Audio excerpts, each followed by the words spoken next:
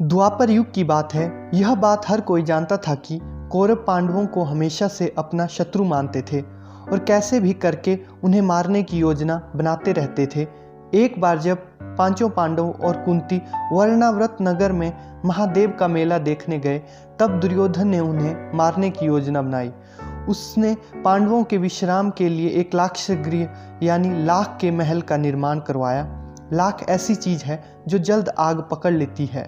रात को सभी विश्राम कर रहे थे, तभी महल में आग लगा दी गई। पांडवों को इस बात का पता पहले ही चल गया था, इसलिए उन्होंने महल के अंदर सुरंग बना दी थी और वे सभी सुरंग के माध्यम से बाहर सुरक्षित निकल गए। वहां से निकलकर वे सभी जंगल में पहुंचे और रात गुजारने के लिए एक जगह रुक गए। भीम ने कहा कि आप सभी सो जाइए, मैं यहाँ पर पहरा देता हूँ। उसी जंगल में एक हिडिंब नाम का राक्षस अपनी बहन हिडिंबा के साथ रहता था। वह इंसानों को खाकर अपनी भूख मिटाता था। उस रात राक्षस ने अपनी बहन हिडिंबा को कहा कि उसे भूख लग रही है, वह किसी इंसान को पकड़ कर ले आए। भाई की बात सुनकर हिडिंबा जंगल में यहाँ वहाँ घूमकर किसी मनुष्य को ढूंढने लगी।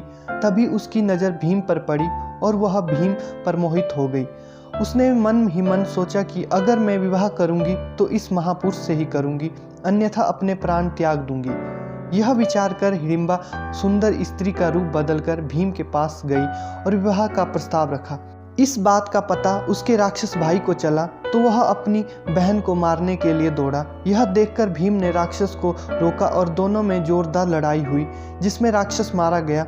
शोर सुनकर कुंती और चारों भाई भी नींद से जाग गए।